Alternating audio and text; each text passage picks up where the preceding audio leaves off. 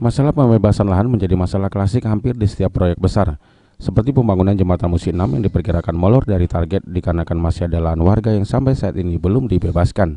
Pejabat pembuat komitmen, Fauzi, mengungkapkan setidaknya ada 45 parcel yang belum dibebaskan oleh Pemprov Sumsel.